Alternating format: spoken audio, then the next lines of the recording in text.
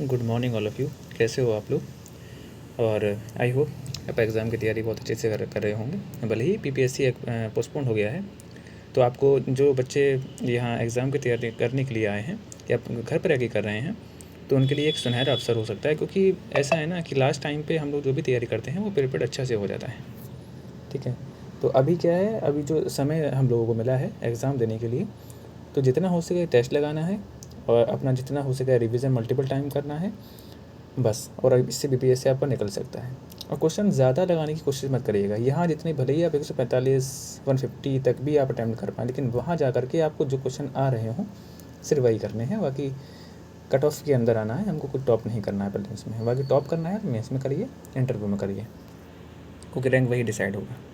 चलिए question number 101 start करते हैं। कल मैं लगभग 100 क्वेश्चन तक करा पाया था। इसमें कह रहे हैं कि संगम साहित्य के ग्रंथों और उनके विषय से संबंधित निम्नलिखित युग्मों पर विचार करें।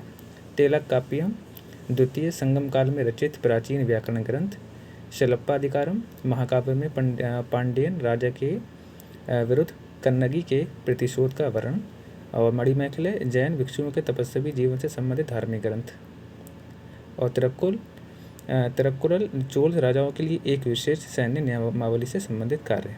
तो बताइए इसमें कितने सही सुमेलित हैं? तो दोस्तों इसमें केवल 2 युग्म सुमेलित हैं। पहला वाला सही सुमेलित है और दूसरा वाला भी सही है, लेकिन तीसरा और चौथा गलत है।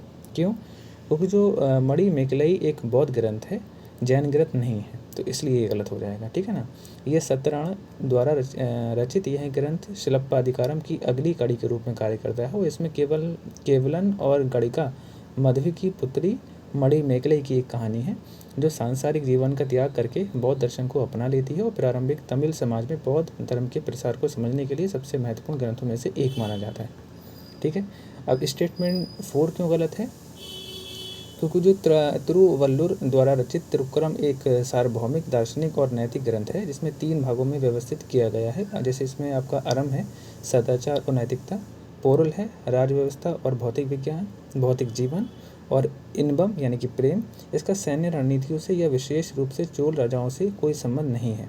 यह शास्त्रीय भारतीय साहित्य की उनकी कृतियों में से एक है जिनका सर्वाधिक भाषाओं में अनुवाद हुआ है, और इसे धार्मिक तथा भाषाई सीमाओं से परे अत्यंत आदर की दृष्टि से देखा जाता है। ठीक है। क्वेश्चन नंबर 102 देखते हैं। निम्नलिखित में से किस समूह ने बुद्ध के महापरिनिर्वाण के बाद उनके अवशेषों में हिस्सेदारी का दावा किया था? वैशाली के लिच्छवी, कपिलवस्तु के शाक्य, पिपलीवना के मौर्य, और दक्षिण भारत के चोल। तो बताइए किन शासकों ने जो बुद्ध का जो महापरिनिर्वाण हो गया था उसके बाद उनके जो अवशेष बचे थे उसकी हिस्सेदारी का दावा किया था? तो बताइए कितने इसमें स्टेटमेंट या कथन सही हो जाएंगे? तो दोस्तों इसमें केवल 1, 2 और 3 सही हो जाएगा। जो दक्षिण भारत के जो चोल हैं उन्होंने हिस्से की भागीदारी की बात नहीं करी थी। ठीक है। तो आइए देखते हैं किस किस शासकों ने इसकी मांग की थी। अजातशत्रु हैं जो कि मगध के राजा थे उस टाइम पे, अल्पा के, ठीक है, अल्ला कप्पा के बुली, रामग्राम के कोलिये, पावा के मल्ल, और कुशीनारा के मल्ल, और वेथा दीपा के एक ब्राह्मण। तो इन 6 शासकों ने मांग करी थी। ठीक है। क्वेश्चन नंबर 103 देखते हैं। इसमें कह रहा है कि निम्नलिखित में से कौन सा कथन महाकाव्य किराता अर्जुनियम के मुख्य विषय का सही वर्णन करता है? यह बौद्ध भिक्षु और ब्राह्मण विद्वानों के बीच हुए वाद विवादों का वर्णन करता है। यह एक पौराणिक रूप से अर्जुन और भगवान शिव के बीच हुए युद्ध के बारे में बताता है। यह एक राजा और एक वन अप्सरा की प्रेम कहानी सुनाती है। यह भूकर प्रशासन के नियमों की व्याख्या करता है। तो दोस्तों सही इसका आंसर बी हो जाएगा, यानी कि यह एक पौराणिक रूप से में अर्जुन और भगवान शिव के बीच हुए युद्ध के बारे में बताता है। ठीक है ना। थोड़ा सा इसके एक्सप्लेनेशन देख लेते हैं।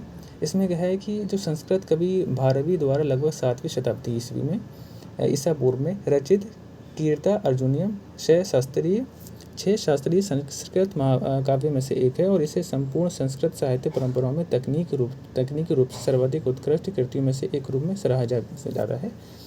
और यह कविता महाभारत के वन पर्व की एक घटना पर आधारित है, जिसमें पांडव नायक अर्जुन हिमालय के वनों पर घोर तपस्या करते हैं ताकि वे भगवान शिव के अत्यंत विनाशकारी अस्त्र पशुपतास्त्र को प्राप्त कर सकें, और इस अस्त्र की आवश्यकता पांडवों को अंततः कौरवों को पराजित करने के लिए थी। अस्त्र से पहले अर्जुन की योग्यता परखने की इच्छा से शिव ने किरात यानी पहाड़ों में रहने वाले शिकारी का रूप धारण कर लिया था। उनके साथ उनकी पत्नी पार्वती भी थी। उन्होंने वैसा ही रूप धारण किया जो अर्जुन के रूप बदलते हुए शिव के बीच मुका नामक एक राक्षस को मारने को लेकर घमासान युद्ध छिड़ गया था। और इस राक्षस ने एक जंगली सुअर का रूप धारण कर और अर्जुन पर हमला किया था। तो अर्जुन ने असाधारण वीरता के साथ युद्ध किया था, लेकिन अंततः उन्हें हार का सामना करना पड़ा था। तब शिव ने अपना असली दिव्य रूप प्रकट किया, अर्जुन के अद्भुत साहस और भक्ति की सराहना की और उन्हें पशुपत शास्त्र की उपाधि प्रदान की। और यह कविता 18 सर्गों में फैली हुई है कि संस्कृत साहित्य आलोचना में अपनी छंद रचना की सघनता और जटिलता के लिए विख्यात है। विशेष रूप से इसका 18वां जो सर्ग है, इसकी सराहना ध्वनि, छंद और अर्थ को एक साथ साधने की साधारण तकनीकी कुशलता के लिए की जाती है। ठीक है ना। और क्वेश्चन नंबर 104 देखते हैं। इसमें कह रहा है कि जो उत्तरापथ के संबंध में कथनों पर विचार करें। मौर्य प्रशासन ने सुवर्णगिरी को उत्तरापथ का प्रांतीय केंद्र बनाया था। पुष्यभूति शासकों ने उत्तर पश्चिम से अश्व व्यापार पर प्रभुत्व स्थापित करने के लिए इस मार्ग को नियंत्रित किया था। तो बताइए इसमें कौन सा कथन सही है। इसमें दोस्तों केवल 2 कथन सही है। पहला वाला कथन आपका गलत हो जाएगा। क्यों? क्योंकि सुवर्णगिरी दक्षिणापथ के दक्षिणी प्रांत की प्रांतीय राजधानी थी, ना कि उत्तरापथ की, है ना। तो इसलिए स्टेटमेंट गलत हो जाएगा। क्वेश्चन नंबर 105 देखते हैं। जातक कथाओं को दर्शाने वाले वृत्ताकार नक्काशी के लिए कौन सा प्राचीन स्तूप स्थल सबसे प्रसिद्ध है? भरहोत, कोणार्क, एलोरा और पड़ुक्कल। तो दोस्तों इसका सही आंसर ए हो जाएगा, यानी कि भरहोत जो है बहुत फेमस है। ठीक है। क्वेश्चन नंबर 106 देखते हैं। बिंदुसार के संरक्षण और कूटनीति के संबंध में कथनों पर कौन सा कथन सही है? उन्होंने आजीविक तपस्वी पिंगलवत्स को अपना प्राथमिक धार्मिक परामर्शदाता नियुक्त किया था। उन्होंने सेल्यूसिड राजा एंटियोकस प्रथम से औपचारिक रूप से एक यूनानी दार्शनिक का अनुरोध किया था। उन्होंने आजीवक भिक्षुओं के लिए बराबर गुफाओं की प्रारंभिक खुदाई करवाई थी और दिव्यवादन के अनुसार उनके शासनकाल में तक्षशिला में हुआ विद्रोह मुख्य रूप से यूनानी आक्रमण था। बताइए इसमें कौन सा सही हो जाएगा? तो दोस्तों इसमें केवल 1 और 2 सही हैं, बाकी आपका 2, 3 और 4 आपके गलत हो जाएंगे। आइए देखते हैं कि इसमें त्रुटियां क्या हैं। बराबर गुफाओं की जो खुदाई का काम अशोक ने करवाया था, ना कि बिंदुसार ने, है ना। तो इसलिए गलत हो जाएगा। और कुछ कथन नंबर आपका 4 है। दिव्यवादन के अनुसार जो बिंदुसार के शासनकाल में तक्षशिला में हुआ विद्रोह किसी यूनानी आक्रमण के कारण नहीं हुआ था, बल्कि तक्षशिला के लोग भ्रष्ट और दमनकारी अधिकारियों से असंतुष्ट थे, जिसे दृष्टामत्य, है ना, यानी कि दृष्ट मंत्री या प्रशासक कहा जाता था। उनकी असंतुष्टि खराब शासन व्यवस्था के विरुद्ध थी, ना कि किसी विदेशी आक्रमण के। ठीक है ना। क्वेश्चन नंबर 107 देखते हैं। कौन सा प्राचीन ग्रंथ आर्यवर्त को हिमालय और विंध्य के बीच की भूमि के रूप में परिभाषित करता है? मनुस्मृति, अर्थशास्त्र या अष्टध्यायी या महाभाष्य? बताइए। तो दोस्तों इसका आंसर ए हो जाएगा, यानी कि जो प्राचीन ग्रंथ है मनुस्मृति ऐसा प्राचीन ग्रंथ है जो आर्यवर्त को हिमालय और विंध्य के बीच की भूमि के रूप में परिभाषित करता है। ठीक है। और देखिए क्वेश्चन नंबर 108 देखते हैं। कुम्हार के पुरातात्विक अवशेषों के संबंध में कथनों पर विचार करें। इस स्थल पर असली खंभों वाले एक विशाल मौर्यकालीन सभा भवन के अवशेष मौजूद हैं। ये खंभे मुख्य रूप से पकी हुई टेराकोटा ईंटों से बने थे और खुदाई में गुप्तकालीन एक मठ अस्पताल मिला है जिसे आरोग्य विहार कहा जाता था। और इस परिसर का निर्माण घुड़सवार सेना की टुकड़ियों के लिए एक सैनिक छावनी के रूप में किया गया था। बताइए इसमें कितने स्टेटमेंट सही हो जाएंगे? तो दोस्तों इसमें केवल 1 और 3 सही हैं, बाकी 2 और 4 आपके गलत हो जाएंगे। आइए देखते हैं क्यों गलत है। तो कोई स्टेटमेंट जो आपका 2 है वो कह रहा है कि इस हॉल के खंभे चमकाए हुए चूना पत्थर बलुआ पत्थर से बने थे, ना कि पकी हुई टेराकोटा ईंटों से, तो इसलिए गलत हो जाएगा। और स्टेटमेंट 4 देखें तो 80 खंभों वाले यह हॉल ना तो कोई सैनिक शिविर था और ना ही कोई घुड़सवारों का अड्डा, बल्कि पुरातात्विक इसे एक प्रशासनिक या शाही सभा भवन मानते हैं, ना कि सैनिकों या घोड़ों के लिए कोई स्थान, है ना। तो इसलिए गलत हो जाएगा। क्वेश्चन नंबर 109 देखते हैं। चंद्रगुप्त मौर्य के संबंध में है।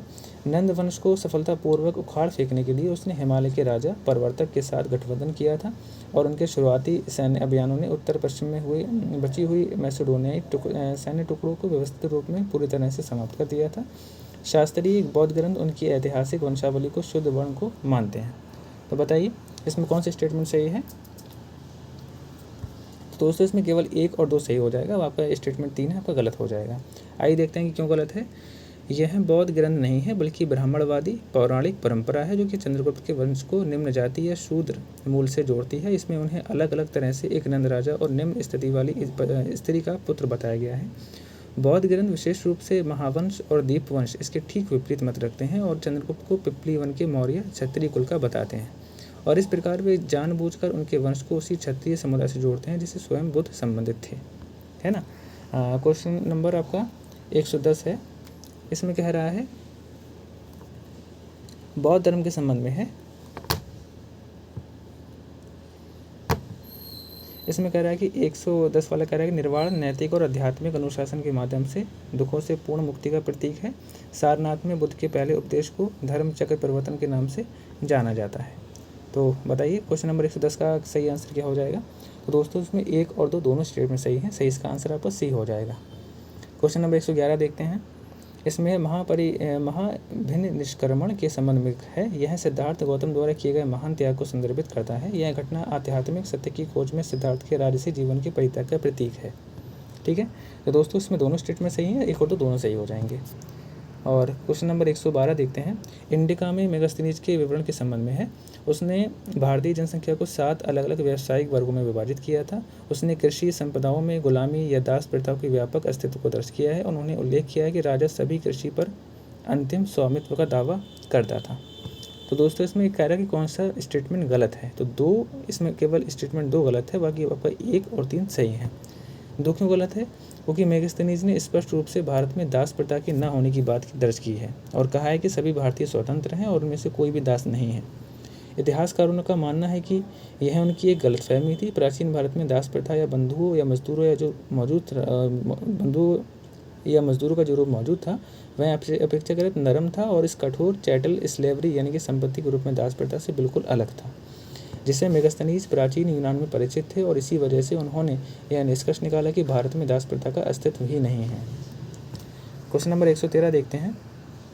प्राचीन क्षेत्र में जिसे अपरांत कहा जाता था वर्तमान के किस तटीय क्षेत्र में संबंधित हैं?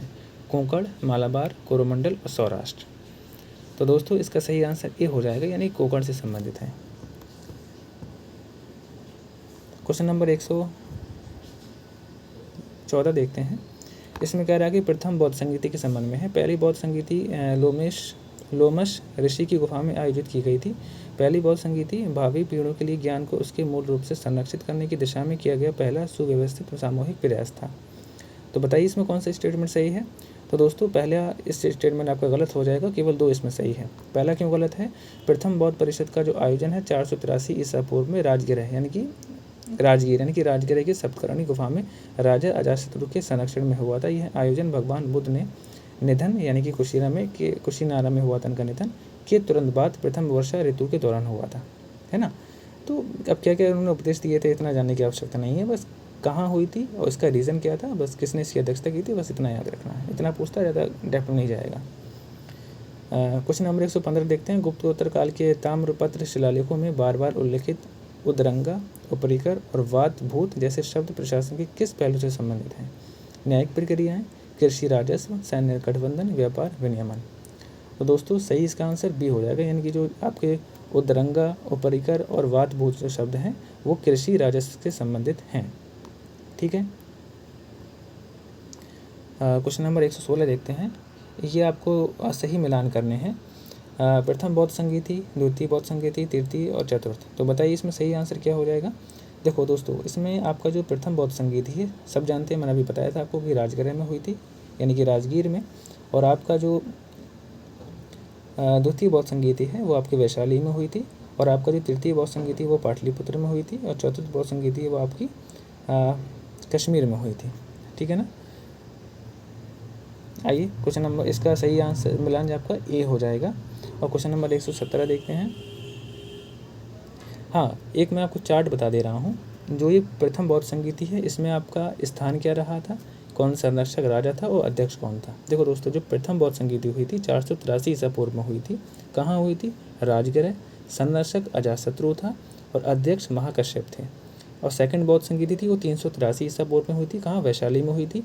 और जो राजा संरक्षक था वो काल अशोक थे और अध्यक्ष सभा का अमी थे। ठीक है। थर्ड देखें तो 250 ईसा पूर्व में हुई थी, वो ये पाटलिपुत्र में हुई थी स्थान, और संरक्षक के रूप में जो राजा थे वो अशोक थे, और जो अध्यक्ष की बात करें तो मोगली पुत्र तिस्य थे। ठीक है। अगर फोर्थ बौद्ध संगीति की बात करें तो इसमें 72 ईस्वी में हुई थी, ये कश्मीर में हुई थी, और कनिष्क राजा के समय हुई थी और इसका जो अध्यक्ष थे वो वसुमित्रम थे। ठीक है, 117 देखते हैं क्वेश्चन नंबर। मौर्य प्रशासन में महिलाओं की स्थिति के संबंध में कथनों पर विचार करें। अर्थशास्त्र में सशस्त्र महिलाओं को शाही अंगरक्षक के रूप में नियुक्त किए जाने का स्पष्ट विवरण दिया गया है। आंतरिक राजनीतिक जानकारी जुटाने के लिए महिलाओं को सक्रिय रूप से घुमंतु, तपस्वी, गुप्तचरों के तौर पर नियुक्त किया गया था।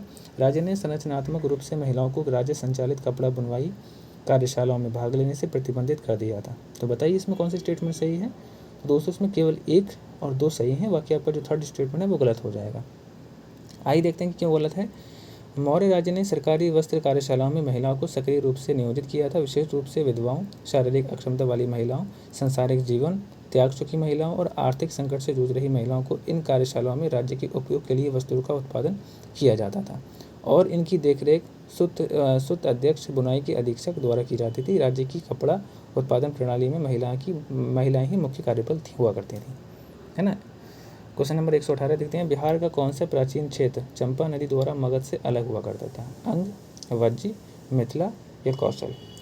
तो दोस्तों सही इसका आंसर ए हो जाएगा, यानी कि जो अंग था तो जो बिहार का प्राचीन क्षेत्र चंपा नदी और मगध से अलग हुआ करता था। ठीक है, क्वेश्चन नंबर 119 देखते हैं। निम्नलिखित में से कौन सा विकल्प बौद्ध धर्म के 4 आर्य सत्य को सही प्रतिनिधित्व करता है। कर्म, धर्म, मोक्ष, अहिंसा या दुख, समुदाय, निरोध या मग्गा, या सम्यक वाणी, सम्यक कर्म, सम्यक आजीविका, सम्यक प्रयास या जन्म, मृत्यु, पुनर्जन्म या मुक्ति। तो दोस्तों सही इसका जो आंसर है वो बी हो जाएगा, यानी कि दुख, समुदाय, निरोध और मग्गा, है ना। और क्वेश्चन नंबर 120 देखते हैं। इसमें कह रहा है, इसमें आपको सही मिलान करने हैं। तो दोस्तों मैं सही मिलान इसका कर दे रहा हूँ, यानी कि जो आपके धर्मराज रथ हैं तो वो आपके ऊपर की ओर उठती पिरामिड नुमा परतें जो उत्तरवर्ती चोल विमाओं के लिए एक आदर्श प्रतिरूप बनी। ठीक है ना, ए का 2 हो जाएगा और बी का 1 हो जाएगा, यानी कि शोर मंदिर राजा राज सिंह द्वारा समुद्र तट पर निर्मित एक परिपक्व स्वतंत्र रूप से खड़ा चिनाई वाला मंदिर। ठीक है, जो द्रौपदी रथ है उसका सही मिलान आपका 4th हो जाएगा, यानी कि यह एक गाँव की झोपड़ी जैसा दिखता था जिसकी छत घुमावदार और फूस जैसी थी। और स्टेटमेंट डी आपका महेंद्र वर्मन, जो शुरुआती गुफा मंदिर चट्टानों को काट कर बनाए गए थे जिनमें कोई संरचनात्मक ऊपरी ढांचा नहीं था। ठीक, क्वेश्चन नंबर 121 देखें। इसमें कह रहा है कि जैन धर्म में तीर्थंकर शब्द के संबंध में कथनों पर विचार करें। और यह भक्ति के साथ दर्शन करने योग्य एक पवित्र स्थान है। एक तीर्थंकर मोक्ष प्राप्ति का मार्ग दिखाता है और सभी केवली अनिवार्य रूप से तीर्थंकर बनते हैं। तो बताइए इसमें कौन सा स्टेटमेंट सही है। तो दोस्तों इसमें केवल स्टेटमेंट 2 सही है, बाकी आपका 1 और 3 गलत हो जाएंगे। क्यों गलत है इसमें, क्या पहला वाला क्यों गलत है। जैन धर्म में तीर्थंकर शब्द का जो अर्थ है भक्ति के साथ दर्शन करने योग्य किसी पवित्र स्थान से नहीं है। यह शब्द एक आध्यात्मिक मार्गदर्शक या प्रबुद्ध सत्ता को संदर्भित करता है जो मानवता को मुक्ति और मोक्ष का मार्ग दिखाता है। ठीक है, स्टेटमेंट 3 देखें। जैन ग्रंथ स्पष्ट रूप से एक केवली और एक तीर्थंकर के बीच अंतर करते हैं, ना कि बताते हैं। ठीक है, 122 देखते हैं। केसरिया स्तूप के स्थापत्य महत्व के संबंध में कथनों पर कौन सा कथन सही है। पुरातत्व की दृष्टि से इसे विश्व का सबसे ऊंचा उल्लेखित उत्खनित संरचनात्मक बौद्ध स्तूप माना जाता है। इसे सम्राट हर्ष ने चालुक्यों पर अपनी सैन्य विजय की स्मृति में बनवाया था। यह मध्यकालीन पाल प्रांतीय के गवर्नरों के लिए केंद्रीय प्रशासनिक मुख्यालय के रूप में कार्य करता था। इसमें प्राचीन खरोष्टी लिपि में लिखी गई ताड़ के पत्तों पर बनी सबसे पुरानी जीवित पांडुलिपियाँ संरक्षित हैं। तो दोस्तों सही इसका आंसर बी हो जाएगा। ठीक है, यानी कि जो इसे सम्राट हर्ष ने चालुक्यों पर अपने सैन्य विजय की स्मृति में बनवाया था। ठीक है, क्वेश्चन नंबर 123 देखते हैं।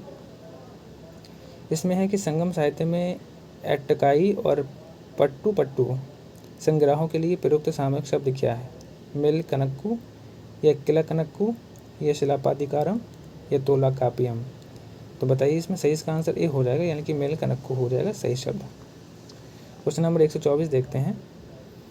इसमें कह रहा है कि पार्श्वनाथ के संबंध में है। उन्होंने सभी जीवित प्राणियों के प्रति अहिंसा के दर्शन का पुरजोर समर्थन किया था। उन्होंने सम्मेद शिखर पर निर्वाण प्राप्त किया था। उन्होंने उपदेश किया था कि धर्म को जातिगत सीमाओं के भीतर ही सीमित रखा जाना चाहिए। उन्होंने कर्मकांडीय धर्मों के बजाय आंतरिक पवित्रता और अहिंसा पर जोर दिया था। तो सही बात है दोस्तों इसमें आपका 1 और 2 और 4 सही हो जाएगा। जो स्टेटमेंट 3 है वो आपका गलत हो जाएगा। क्यों, क्योंकि ये पार्श्वनाथ ने जाति या वर्ग पर आधारित संकीर्ण सामाजिक विभाजनों को अस्वीकार किया था और इस अंश में स्पष्ट रूप से उल्लेख किया था कि उनके द्वारा प्रचलित धर्म न तो ब्राह्मणों न क्षत्रियों न वैश्यों न श्री शूद्रों तक सीमित था। ठीक है, स्टेटमेंट 25 कथन क्वेश्चन नंबर 125 देखते हैं। इसमें कह रहा है कि कर्ण वंश के संबंध में है। वासुदेव ने अंतिम शुंग सम्राट देवभूति की हत्या करने के बाद इस राजवंश की स्थापना की थी। उनकी राजनीतिक संप्रभुता विशेष रूप से कलिंग के पूर्वी समुद्री तट तक ही सीमित थी। कर्ण वंश के अंतिम शासक सुशर्मन को उभरते हुए सातवाहन वंश ने सैन्य बल द्वारा सत्ता को हटा दिया था। तो इसमें केवल 1 और 3 सही है, बाकी स्टेटमेंट आपका जो 2 है वो गलत हो जाएगा। क्यों? क्योंकि जो कर्ण वंश ने मगध और आसपास के अंगों के गंगा के मैदान क्षेत्रों पर राजनीतिक अधिकार का प्रयोग किया था, जो मौर्य और शुंग दोनों ही शाही शक्ति का केंद्र बना रहा, और उनका जो कलिंग के पूर्वी समुद्री तट से कोई संबंध नहीं था। कलिंग एक अलग राजनीतिक और भौगोलिक क्षेत्र था जिसका अशोक की विजय के बाद अपना अलग वंशवादी इतिहास रहा था। ठीक है, क्वेश्चन नंबर 126 देख रहे हैं। महावीर के संबंध में है। महावीर का जन्म वैशाली से जुड़े एक शाही परिवार में हुआ था। उनके पिता सिद्धार्थ ज्ञात्रक क्षत्रिय कुल के प्रधान थे। वे जैन धर्म के 24वें तीर्थंकर थे और नेमिनाथ के उत्तराधिकारी बने थे। तो बताइए इसमें कौन सा स्टेटमेंट सही हो जाएगा। तो दोस्तों इसमें केवल 1 और 2 सही है, बाकी स्टेटमेंट 3 आपका गलत है। आइए देख लेते हैं कि क्यों गलत है। महावीर वास्तव में जैन धर्म के 24वें तीर्थंकर थे, लेकिन वे नेमिनाथ के उत्तराधिकारी नहीं थे। वे महावीर से पहले 23वें तीर्थंकर पार्श्वनाथ थे। नेमिनाथ 22वें तीर्थंकर थे, तो इसलिए ये स्टेटमेंट गलत हो जाएगा। क्वेश्चन नंबर 127 देखते हैं। प्राचीन ग्रंथ क्षेत्रों और उनके आधुनिक स्थानों से संबंधित निम्नलिखित युगों पर विचार करें। अवंती पश्चिमी मध्य प्रदेश का आधुनिक मालवा क्षेत्र होता था, और वत्स दक्षिणी विंध्य के निकट का आधुनिक बुंदेलखंड क्षेत्र है। कौशल पूर्वी उत्तर भारत का अवध क्षेत्र है, और काशी उत्तर प्रदेश का वर्तमान वाराणसी जिला है। तो बताइए इसमें स्टेटमेंट कितने सही सुमेलित हैं। तो दोस्तों इसमें 3 स्टेटमेंट सही सुमेलित हैं। पहला युग्म सही सुमेलित है, तीसरा सही है और चौथा सही है, लेकिन तीसरा स्टेटमेंट गलत है, क्योंकि वत्स की देखो राजधानी कौशाम्बी थी, जो उत्तर प्रदेश के आधुनिक प्रयागराज जिले के क्षेत्र में गंगा और यमुना नदियों के संगम के पास थी, न कि दक्षिण विंध्य के पास। ठीक है, बुंदेलखंड में। कौशाम्बी महाजनपद काल का एक महत्वपूर्ण शहरी और वाणिज्यिक केंद्र था, और बौद्ध ग्रंथों तथा पुरातात्विक उत्खनन दोनों में इसके पुख्ता प्रमाण मिलते हैं। ठीक है, क्वेश्चन नंबर 128 देखते हैं। निम्नलिखित में से कौन सा कथन प्राचीन वैशाली स्तूप के ऐतिहासिक और पुरातात्विक महत्व का वर्णन करता है। इसका निर्माण शुंग राजवंश द्वारा महावीर के अवशेषों को रखने के लिए किया गया था। इसमें बुद्ध की चिता भस्म के मूल 8 हिस्सों में से एक शामिल है। इसे मौर्य शासनकाल के दौरान पूरी तरह से एक ही विशाल बैसाल्ट चट्टानों को तराशकर बनाया गया था। यह परवर्ती गुप्त साम्राज्य के प्रशासन के लिए मुख्य शाही राजकोष के रूप में कार्य करता था। तो बताइए कौन सा स्टेटमेंट सही हो जाएगा। तो दोस्तों इसका सही आंसर बी हो जाएगा। ठीक है, क्वेश्चन नंबर 129 देखते हैं। निम्नलिखित में से कौन सा जैन सिद्धांत यह स्पष्ट करता है कि एक ही वस्तु विभिन्न दृष्टिकोणों, समय या परिस्थितियों के आधार पर प्रतीत होने वाले विरोधाभासी गुणों का धारण कर लेती है। त्रिरत्न, स्यादवाद या अपरिग्रह या अनेकांतवाद। तो बताइए दोस्तों सही इसका आंसर क्या हो जाएगा। तो दोस्तों सही इसका आंसर डी यानी कि अनेकांतवाद सही आंसर हो जाएगा। क्वेश्चन नंबर 130 देखते हैं। इसमें कह रहा है कि कनिष्क द्वारा बौद्ध धर्म के समर्थन के संबंध में है। उन्होंने कश्मीर के कुंडलवन में चौथी बौद्ध संगीति बुलवाई थी। उन्होंने विद्वान अश्वघोष का समर्थन किया था, जिन्होंने बुद्धचरित लिखा है। उनके दरबार ने पाली को बौद्ध विमर्शों की आधिकारिक भाषा के रूप में अपनाया था। तो दोस्तों सही इसका आंसर ए हो जाएगा, यानी कि 1 और 2 सही, लेकिन स्टेटमेंट 3 आपका गलत हो जाएगा। क्यों? क्योंकि जो कुषाण दरबार और कनिष्क के नेतृत्व में आयोजित चौथी बौद्ध संगीति में बौद्ध विद्वता और विमर्श की भाषा पाली नहीं थी बल्कि संस्कृत थी, इसलिए गलत हो जाएगा। क्वेश्चन नंबर 131 देखते हैं। सातवाहन प्रशासन और भूमि अनुदान के संबंध में है। कौन सा कथन इसमें कह रहा है कि गलत है। उन्होंने ब्राह्मणों की कर मुक्त गाँव प्रदान करने वाले प्रारंभिक अभिलेख जारी किए थे। इन भूमि पत्रों ने दान में दिए गए क्षेत्रों में राजकीय अधिकारियों के प्रवेश को प्रतिबंधित किया था। वे इस प्रकार की कृषि संबंधी लेन देन के लिए विशेष रूप से सोने के सिक्कों का उपयोग करते थे। प्रांतीय गौलमिकों के अधीन ग्रामीण प्रशासन का सैन्यकरण कर दिया गया था। तो दोस्तों इसमें आपका ए, बी और डी तो सही है, लेकिन आपका जो सी स्टेटमेंट है वो आपका गलत हो जाएगा। ठीक है, आइए नेक्स्ट बढ़ते हैं। आपका जो क्वेश्चन नंबर 132 है वो देखा जाता है कैसे क्या बोल रहा है। आजीवक संप्रदाय के संस्थापक गोशाल मस्करीपुत्र को पारंपरिक रूप से किसके समकालीन और पूर्व सहयोगी रूप में माना जाता है। गौतम बुद्ध, चंद्रगुप्त मौर्य, अशोक और महावीर। बताइए, तो सही इसका आंसर डी हो जाएगा, यानी कि महावीर। क्वेश्चन नंबर 133 देखते हैं, निम्नलिखित में से कौन से शब्द जैन धर्म में तीर्थंकरों से संबंधित हैं? अरहत, वितराग, सर्वज्ञ, चक्रवर्ती। तो दोस्तों 1 और 2, 3 तो सही सुमेलित है, लेकिन आपका जो स्टेटमेंट 4 है तो वो ये इसको गलत है। क्यों? क्योंकि जो चक्रवर्ती शब्द है वो एक सार्वभौमिक सम्राट या आदर्श सांसारिक शासक है, ना कि तीर्थंकरों से विशेष रूप से जुड़ी किसी आध्यात्मिक उपाधि। ठीक है ना। क्वेश्चन नंबर 134 देखते हैं, निम्नलिखित में से कौन सा कथन कामंदक के नीतिसार की विषय वस्तु का सही वर्णन करता है? यह कूटनीति, राजकाज और गुप्तचर पर आधारित एक ग्रंथ है। यह उत्तर भारतीय मंदिरों के निर्माण के लिए माप प्रदान करता है। यह कोरोमंडल तट और दक्षिण पूर्व एशिया के बीच समुद्री व्यापार का वर्णन करता है। यह आजीविक संप्रदाय के सिद्धांतों की व्याख्या करता है। तो दोस्तों इसमें नीतिसार का जो सही वर्णन है वो ए हो जाएगा, यानी कि यह कूटनीति, राजकाज और गुप्तचर पर आधारित एक ग्रंथ है। क्वेश्चन नंबर 135 देखते हैं, इसमें कह रहा है आजीविक दर्शन के नियति के सिद्धांत के संबंध में है। इसके विचार जीवन की सभी घटनाएं एक पूर्व निर्धारित ब्राह्मणीय सिद्धांत द्वारा संचालित होती हैं। ऐसा माना जाता है कि मानवीय कार्यों और प्रयासों से किसी व्यक्ति का भाग्य स्वतंत्र रूप से बदला जा सकता है। तो दोस्तों इसमें केवल एक कथन सही है, जो स्टेटमेंट 2 है वो आपका गलत हो जाएगा। अब क्यों गलत है? क्योंकि आजीविकों ने इस विचार को खारिज कर दिया था कि मानवीय प्रयास या कर्म भाग्य को महत्वपूर्ण रूप से बदल सकते हैं। तो यही बात उन्हें जैन धर्म और बौद्ध धर्म से अलग करती है, जो दोनों ही व्यक्तिगत कर्म और नैतिक प्रयास पर जोर देते हैं। क्वेश्चन नंबर 136 देखते हैं, निम्नलिखित में से किस शिलालेख में यह कथन मिलता है कि ये सभी मनुष्य मेरी संतान है, जो अशोक के पितृ तुल्य राजत्व के विचार को दर्शाता है? राजस्थान के मेरठ बैराठ में स्थित भापुन शिलालेख, ओडिशा के धौली इसमें स्थित पहला पृथक शिलालेख, या पाकिस्तान के शाहबाजगढ़ी में स्थित प्रमुख शिलालेख, या नेपाल के लुम्बनी में स्थित रुमंदेई स्तंभ अभिलेख। तो दोस्तों सही इसका आंसर बी हो जाएगा, यानी कि ओडिशा का जो धौली में स्थित पहला पृथक शिलालेख मिला था उसमें अशोक ने ये लिखवाया था कि सभी मनुष्य मेरी संतान हैं। ठीक है ना, तो इसका सही आंसर बी हो जाएगा। क्वेश्चन नंबर 137 देखते हैं, निम्नलिखित गुफाओं पर विचार करें। कर्ण, चौपार, विश्वकर्मा, सुदामा, लोमश, ऋषि। निम्नलिखित में से कौन सी गुफा बराबर गुफाओं का हिस्सा है? तो दोस्तों इसमें चारों जो गुफाएं हैं वो बराबर गुफाओं के हिस्सा हैं। ठीक है, या 1, 2, 3, 4 चारों स्टेटमेंट सही हो जाएंगे। क्वेश्चन नंबर 138 देखते हैं, बाण भट्ट की रचनाओं के संबंध में है। हर्षचरित एक जीवनी परक रचना जो हर्ष के उत्थान का वर्णन करती है। कादम्बरी पाणिनि के नियमों की व्याख्या करने वाला एक व्याकरणिक ग्रंथ है। पार्वती परिणय शिव और पार्वती के विवाह का आधारित एक संस्कृत नाटक है। चंडी शतक ये नागर शैली के मंदिरों के निर्माण के नियमों का वर्णन करने वाला एक ग्रंथ है। दोस्तों इसमें केवल 2 युग्म सही सम्मिलित हैं, यानी कि पहला सही है और आपका तीसरा सही है, चौथा और आपका दूसरा गलत है। देखते हैं कि दूसरा स्टेटमेंट क्यों गलत है। यानी कि जो कादम्बरी कोई व्याकरण ग्रंथ नहीं है, यह संस्कृत गद्य एक विस्तृत रोमांटिक उपन्यास है, तो ये तो इसलिए गलत हो जाएगा। और स्टेटमेंट 4 देखते हैं क्यों गलत है। चंडी शतक देवी चंडी यानी दुर्गा का एक रूप है। 2 को संबंधित 100 श्लोकों का एक भक्ति स्रोत है और इसका मंदिर वास्तुकला या नागर निर्माण शैली के नियमों से कोई संबंध नहीं रखता है ना।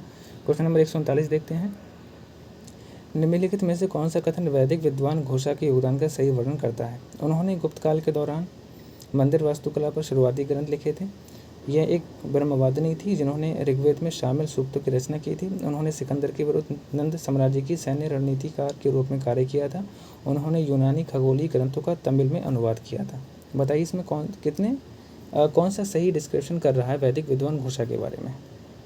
ठीक है, बेसिकली जो उनका योगदान रहा है वह एक ब्रह्मवादिनी थी जिन्होंने ऋग्वेद में शामिल सूक्तों की रचना की थी। ठीक है ना। क्वेश्चन नंबर 140 देखते हैं, निम्नलिखित गुफाओं पर विचार करें। बदती का कुबा, वापिया का कुबा और गोपी का कुबा। निम्नलिखित में से कौन सी गुफाएं नागार्जुनी पहाड़ी गुफा समूह का हिस्सा हैं? तो दोस्तों तीनों नागार्जुनी गुफा का हिस्सा है। ठीक है, सही इसका आंसर डी हो जाएगा। क्वेश्चन नंबर 141 देखें, निम्नलिखित में से कौन सा विकल्प चारवाक दर्शन का सर्वोत्तम वर्णन करता है? कर्मकांडवाद, भौतिकतावाद, आदर्शवाद या द्वैतवाद। तो दोस्तों सही इसका आंसर भी हो जाएगा, यानी कि भौतिकवाद। क्वेश्चन नंबर 142 देखते हैं, निम्नलिखित में से कौन सा नाम शिव की दक्षिणमुखी ध्यान मुद्रा से संबंधित है?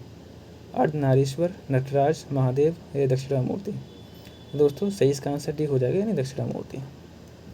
क्वेश्चन नंबर 143 देखते हैं, इसमें कह रहा है कि कथन और कारण है, अशोक के व्यक्तिगत धार्मिक जीवन को समझने के लिए लघु शिलालेख महत्वपूर्ण है, क्योंकि उनमें उनके गृहस्थ अनुयायी से संघ के सक्रिय सदस्यों बनने तक की क्रमिक परिवर्तन का उल्लेख मिलता है। तो सही है, कथन और कारण दोनों सही हैं। सही, इसका आंसर ए हो जाएगा। क्वेश्चन नंबर 144 देखते हैं। किसने तर्क दिया कि भागवत की शिक्षाएं वैदिक आदेशों के विपरीत थीं और बौद्ध एवं जैन सिद्धांतों के साथ साथ उनका भी खंडन किया है? मेघातिथि, कौटिल्य, पाणिनि और पतंजलि। तो सही इसका आंसर मेघातिथि यानी कि ए हो जाएगा। क्वेश्चन नंबर 145 देखते हैं। निम्नलिखित में से कौन बौद्ध ग्रंथ में 16 महाजनपदों की सूची है? विनय पिटक, दीर्घ पिटक, अगोत्तर निकाय या जातक कथाएं? तो सभी जानते हैं, बहुत ईजी आंसर है, अगोत्तर निकाय में संकलन किया गया है। क्वेश्चन नंबर 145 देखते हैं। सॉरी, 145 हो चुका है, 146 की ओर बढ़ते हैं। राज्य के सप्तांग सिद्धांत के संबंध में सूची 1 को सूची 2 से आपको मिलान करनी है। तो सही मिलान क्या होगा? आइए हम थोड़ा इसको क्रॉप करके आपको दिखा देता हूँ, जूम आउट करके। चलिए, तो आपका जो अमात्य है वो आपका राज्य प्रशासन का प्रबंध करने वाले उच्च पदस्थ नौकरशाही अधिकारी हुआ करते थे। और जो आपका जनपद है, जनपद एक कर योग्य जनसंख्या सहित भौतिक भूभाग हुआ करता था। और जो आपका दंड है वो आंतरिक सुरक्षा सुनिश्चित करने वाला एक सैन्य तंत्र हुआ करता था। अगर मित्र की बात करें तो वह आपका बाह्य सहायता प्रदान करने वाला संप्रभु राजनयिक सहयोगी हुआ करता था। तो सही इसका आंसर ए हो जाएगा, है ना। क्वेश्चन नंबर 147 देखते हैं। चंपा पुरातात्विक उत्खनन से किसके साक्ष्य प्राप्त हुए हैं? चित्रित धूसर मृदभांड संस्कृति के, या उत्तरी काली पॉलिश वाली मृदभांड के, या लाल और काले मृदभांड के, या हड़प्पा की मोहरें? तो दोस्तों उत्तरी काली पॉलिश वाले मृदभांड मिले। क्वेश्चन नंबर 148 देखते हैं। निम्नलिखित में से कौन सा कुल वज्जी संघ का हिस्सा नहीं था? लिच्छवी, विदेह, ज्ञात्रक और शाक्य। तो दोस्तों शाक्य नहीं हुआ करते थे। ऐतिहासिक रूप से ऐतिहासिक वीरतातों और उनके क्षेत्रों के संबंध में कथनों पर कौन सा युग्म पर सही है? राजतरंगड़ी कश्मीर, दीपवंश श्रीलंका, मूशिक वंश केरल और विक्रमांक देवचरित कामरूप। बताइए इसमें कौन सा स्टेटमेंट सही है? तो इसमें 1, 2, 3, 4 चारों स्टेटमेंट सही हो जाएंगे।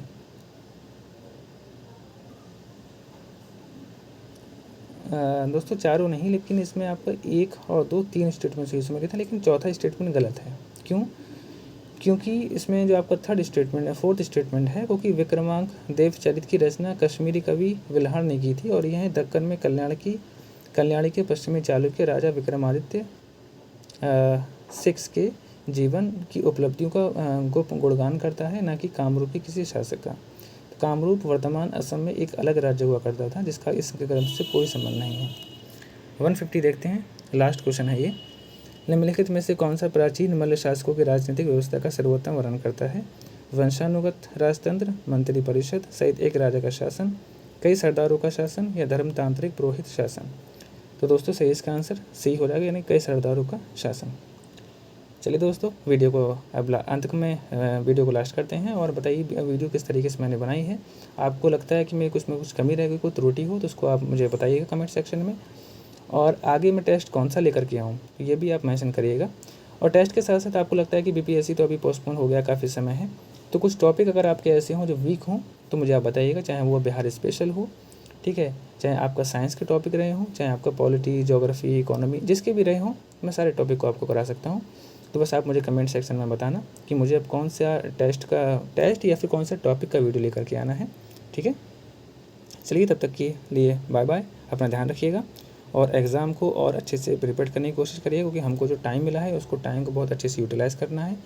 मे बी एग्ज़ाम होने की जो पॉसिबिलिटीज़ हैं सामने आ रही हैं वो लगभग अगस्त के 2-3 वीक में होने की संभावना है, क्योंकि अभी तो एकदम होगा नहीं, क्योंकि रीज़न जो ऑफिशियली उन लोगों ने अभी तक दिया नहीं है, लेकिन जहाँ तक सुनने में आ रहा है वो बाढ़ का रीज़न है।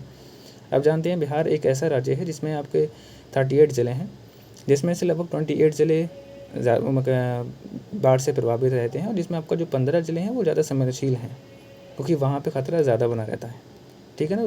तो उसके थ्रू बिहार सरकार ने ये अच्छा एक्शन लिया है कि एग्ज़ाम को पोस्टपोन कर दिया है, क्योंकि बहुत सारी प्रॉब्लम हो सकती है, क्योंकि इलाहाबाद में लगातार बारिश हो रही है, ठीक है ना।